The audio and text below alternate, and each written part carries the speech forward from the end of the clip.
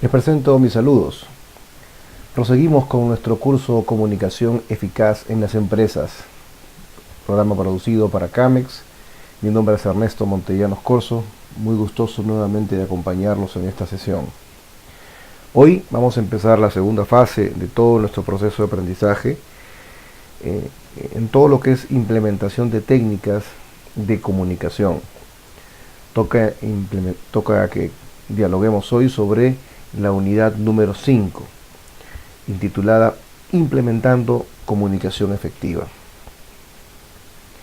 La actividad humana se desarrolla a través de la comunicación, al relacionarnos con los individuos o grupos que nos rodean. Pues bien, en la medida en que las organizaciones y las relaciones entre ellas se han hecho complejas, los medios de comunicación han evolucionado para adecuarse al nivel del avance y la dificultad de estas relaciones. La comunicación en nuestras organizaciones es de vital importancia, ya que si el mensaje o la información que se quiere transmitir no es entendible, este puede causar una serie de malinterpretaciones y por ende una serie de complicaciones al interior de la empresa o al exterior de la empresa, las famosas crisis de marca. Y esto puede llevar a la empresa a situaciones críticas, situaciones incluso de fracaso. Surge entonces la necesidad de optimizar procesos de comunicación en espectros organizacionales. Hablamos entonces del concepto de comunicación efectiva. Entendemos por este concepto la transmisión de mensajes con una amplia claridad entre un emisor y un receptor sin que intercedan ruidos, obstáculos. Hemos estado viendo muchos de los obstáculos de la comunicación ya en clases anteriores. En teoría la definición parece ser clara. Parece que alcanza con dar un par de recomendaciones y esto no es más complejo. Sin embargo, en la práctica, en la cotidianidad, hemos comprobado que esto no es tan sencillo. Por dificultades diversas se suceden desencuentros, discusiones, peleas, y esto hace que la comunicación se torne en un complejo tema que a veces, si no sabemos llevar adelante, se nos puede ir de la mano. Y, como lo dije ya antes, nos puede traer complicaciones. Vamos a ir viendo una a una algunas herramientas prácticas, ya hablando de cómo implementar esta comunicación efectiva dentro de nuestras organizaciones. Evidentemente, este tipo de procesos, desde la consultoría, desde la capacitación, implican talleres interactivos en donde trabajamos con personas, en donde se crean situaciones vivenciales, experienciales, prácticas, a través de dinámicas, que permiten que uno a veces vaya generando estos climas, que no siempre es sencillo implementarlo, ¿no? La realidad, la práctica nos ha enseñado que hay públicos más dificultosos de cederse a este tipo de cosas y públicos sí más bien muy abiertos y muy predispuestos a optimizar su comunicación. Uno de los principios más importantes y difíciles de todo el proceso comunicativo es el saber escuchar. La falta de comunicación que se sufre hoy día, en general, en nuestra sociedad, se debe en gran parte a que no sabemos escuchar a las demás personas. Uno está más pendiente de las propias emisiones, o sea, lo que queremos decir, y en esta necesidad de comunicar se pierde la esencia de la comunicación, que es poner en común la propia verdad, compartir con los demás, ida y vuelta. Existe la errónea creencia de que se escucha de forma automática, pero no es así. Una persona le habla a otra y dice, no, sigue, yo te estoy escuchando y estoy haciendo otras 2 o 3, 4 cosas a la vez. Es probable que algo del mensaje que la persona dijo llegue a mi oído y sea decodificado y yo entienda lo que me está diciendo la otra persona. Pero es probable que si esa emisión fue una indicación, una orden, una consigna, una consulta, es probable que en breve tiempo nuestra memoria temporal borre ese contenido y no tengamos retención de lo que sucedió. Entonces pasan los días y ¿te acuerdas que te dije que hicieras aquella cosa? No me dijiste nada. ¿Cómo que no? No, estaba haciendo varias cosas, sabes que no te presté atención. Entonces, ¿por qué dijiste que me estabas escuchando? Y porque tenemos esa percepción de que podemos hacer varias cosas a la vez. Nos hemos vuelto bastante multitasking, multitarea en nuestros diversos lugares de trabajo. Y efectivamente, tenemos la capacidad para hacer más de una cosa a la vez, pero los niveles de profundización y sobre todo de memorización de los mensajes y de la comunicación es realmente muy bajo. Escuchar requiere un esfuerzo superior al que se hace al hablar y también del que se hace al escuchar sin interpretar lo que se oye. ¿Qué es realmente escucha activa? La escucha activa se refiere a la habilidad de escuchar no solo lo que la persona está expresando directamente a través del habla, sino también los sentimientos, ideas o pensamientos subyacentes a lo que está diciendo. Es decir, detrás de un mensaje no hay solamente una intencionalidad, hay más cosas. Detrás de una expresión verbal, de algo que se nos está comunicando, hay una intención. Si una persona le dice a otra, uy, ¿te vas a demorar mucho? ¿No? Es la hora de salida, esta persona se quiere ir a su trabajo y le dice a otro, ¿te vas a demorar mucho? Es una forma de suplicarte, oye, córtala y termina y ándate, ¿no? Porque quiero irme y si tú no te vas no puedo salir. Entonces, no es una sola pregunta, ¿no? No es solamente la intencionalidad de conocer si te vas a demorar o no, es la segunda intención de decirle, oye, no me hagas esto, ¿no? Por favor, apura y vayámonos porque necesito irme. ¿Se entiende? Y si uno revisa lo que he dicho teóricamente, tenemos solamente un concepto, sin embargo estoy mostrando que hay dos conceptos detrás de una misma elocución teórica. Entonces la escucha activa consiste en esa habilidad, reitero, de escuchar con el corazón, como decía un amigo mío, de leer a las personas, de darnos cuenta qué es lo que está detrás incluso de sus palabras, qué pensamientos subyacentes están ahí, latentes, cuáles son las intenciones. La empatía viene a ser la clave para lograr conectar a ese nivel con nuestro interlocutor. Yo puedo darme cuenta empáticamente qué es lo que quiere y responder con una ironía, con una broma, con una afirmación, o decirle, quédate tranquilo, que nos vamos a ir rápido, nos vamos a ir pronto, necesito 5 minutos más para coordinar esto, pero esa respuesta sería una respuesta que empata con su necesidad más profunda, que es la de irse, ¿no?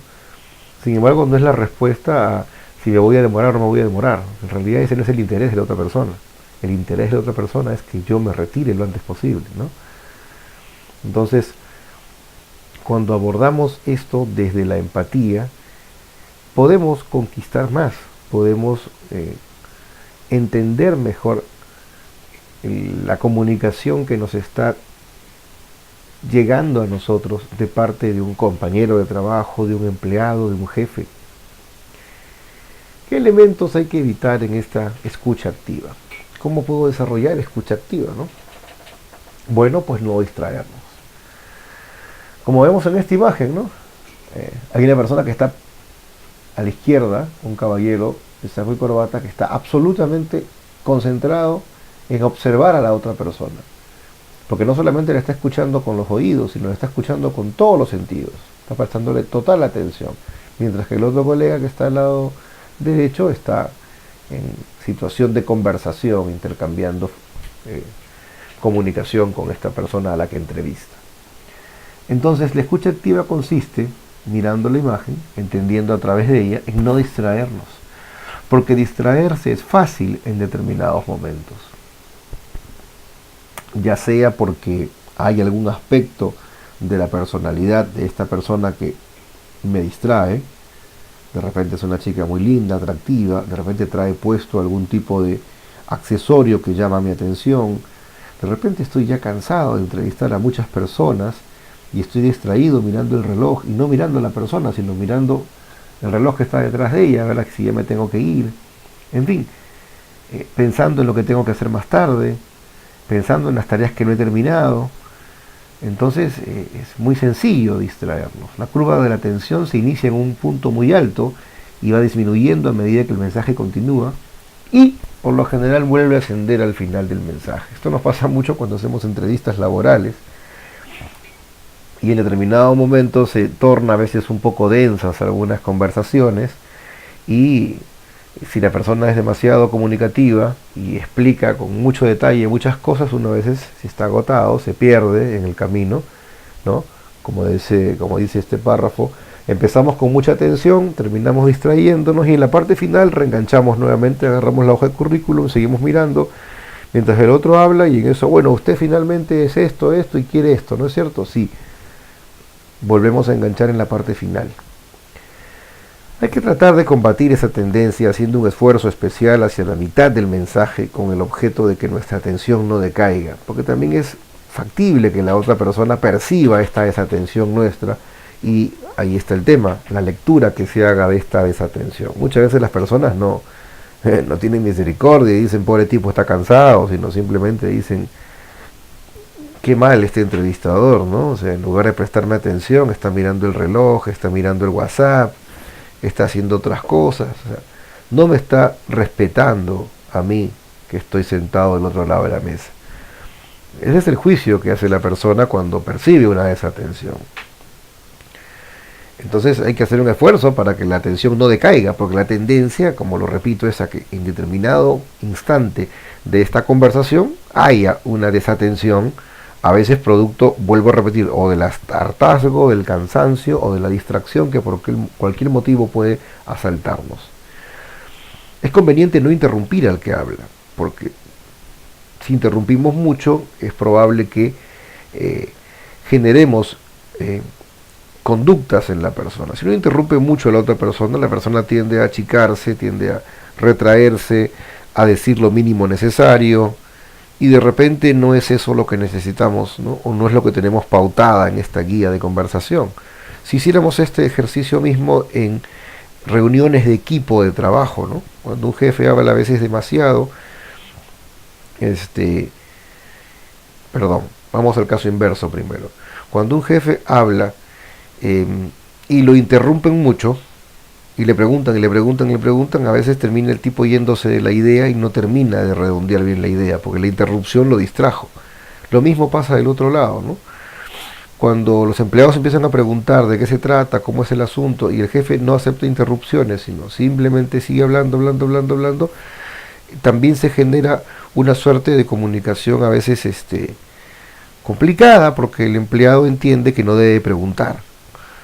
No es tanto eso, de lo que se trata es de asignar tiempos y pautar lo que se va a hacer antes de hacerlo. Ejemplo, si yo voy a dar indicaciones, de repente sé que estas indicaciones van a generar muchas preguntas y cuestionamientos, pues me anticipo y en las primeras líneas de mi elocución digo, muchachos, voy a conversarles durante 5 minutos sobre cómo va a ser el proceso a partir de ahora cuando termine de hacer mi exposición, voy a aceptar todas sus preguntas. Sí, pero le voy a pedir que por favor no hayan interrupciones porque este es un proceso un tanto complejo y es nuevo y necesito poder plasmarlo con absoluta claridad y por ello solamente voy a aceptar preguntas en la fase final. Por favor, si hay dudas, anótenlas y me las preguntan al final. ¿Sí?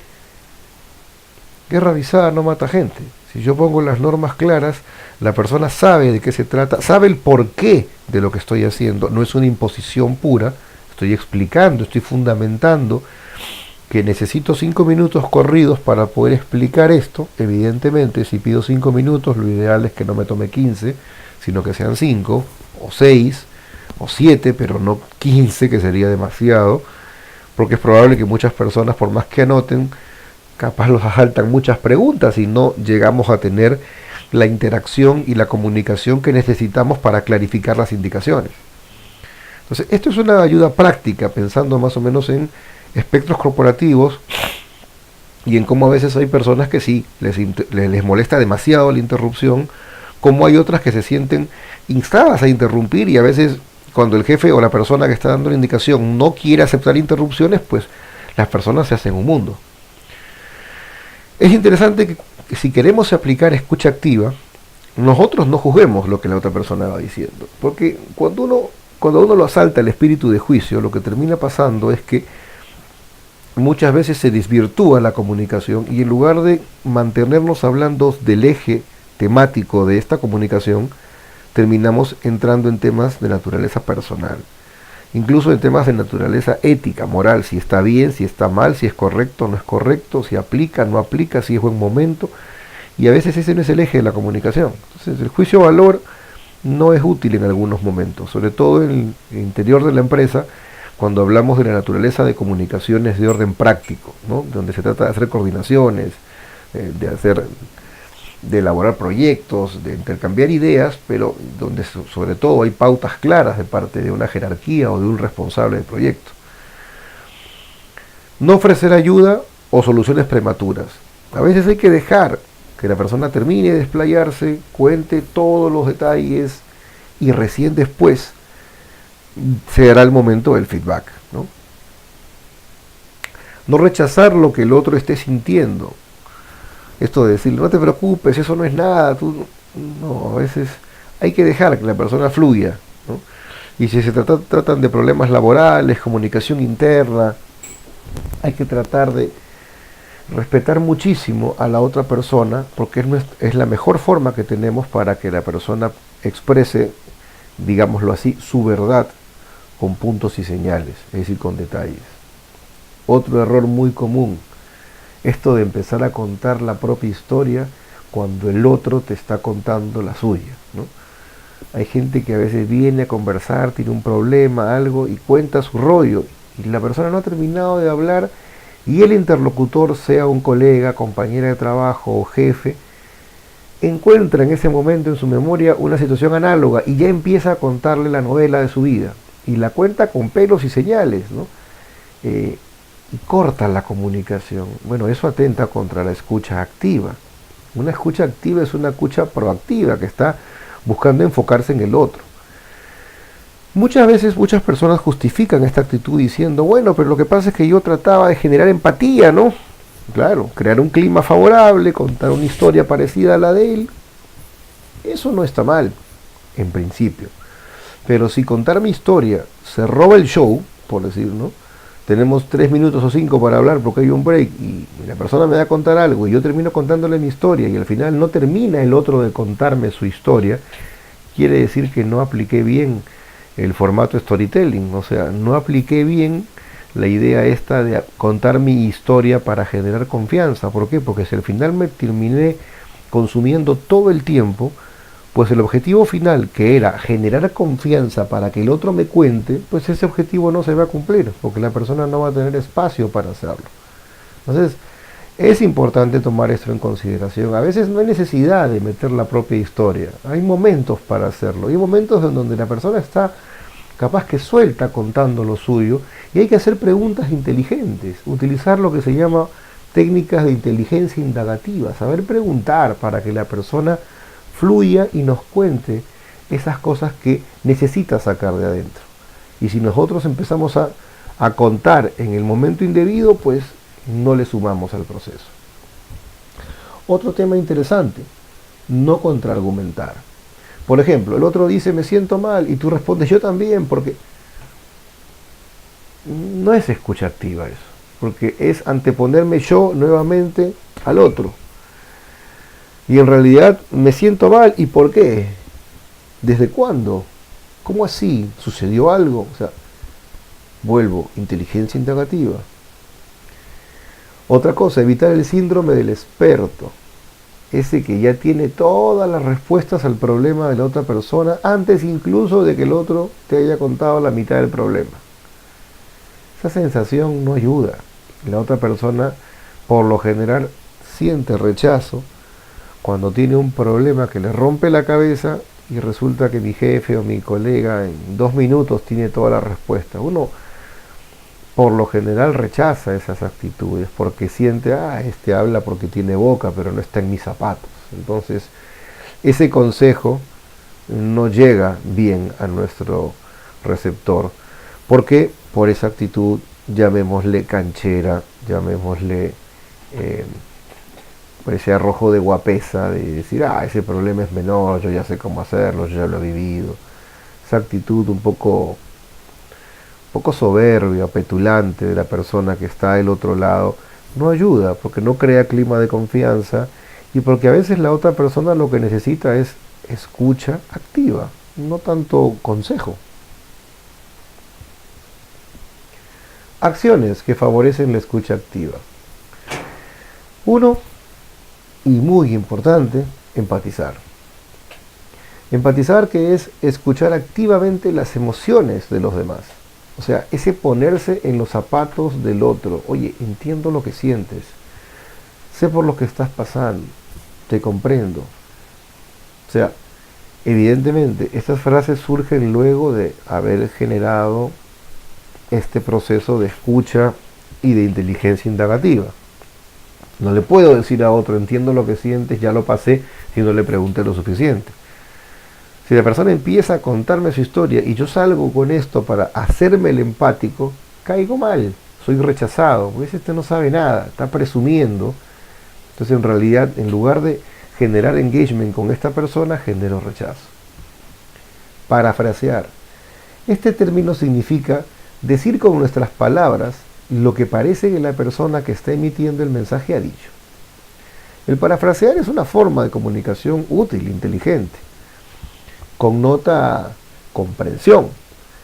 Utilizamos expresiones como por lo que percibo, por lo que entiendo, lo que pasaba era que, o sea, a ver si te entiendo, Juan Carlos, ¿me quieres decir que tú creíste que esto era así? ¿Sí? ¿Es así? Ese parafrasear nos permite generar clima, la persona se siente cercana a nosotros, ayuda. Los cumplidos son expresiones agradables que damos a otras personas o que recibimos de ellas. Quiere decir que decimos algo positivo a otra persona o lo recibimos. Qué bien has actuado. Oye, pero qué buena esa idea que tuviste. La persona se está abriendo a contar algo. Bueno, oye, me parece muy interesante esto que estás diciendo. Oye, la verdad, qué atención la que tuviste con esta persona. Bien ahí, bien. Esos detalles, aunque pequeños, generan un clima positivo y le dicen a la otra persona que lo estamos escuchando, que es lo que la persona quiere percibir y sentir.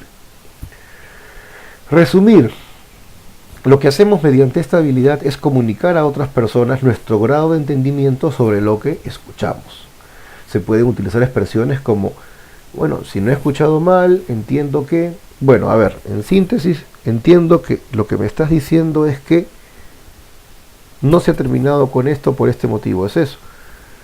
El resumen nos ayuda porque hay personas que tienen una capacidad baja de síntesis y para contar un problema hacen una novela, como digo yo, hacen una historia demasiado larga, se van a veces por las ramas.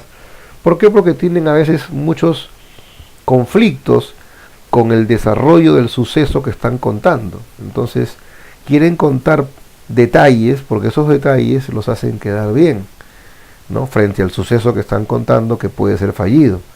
Entonces necesito contarte todo el proceso para que veas que yo no soy un mal trabajador, sino que lamentablemente la cosa salió mal, pero yo cumplí con todo el protocolo. Entonces te cuento toda la historia. Esa es un poco la intencionalidad de estas personas que a veces hablan demasiado para explicar un proceso o una conducta.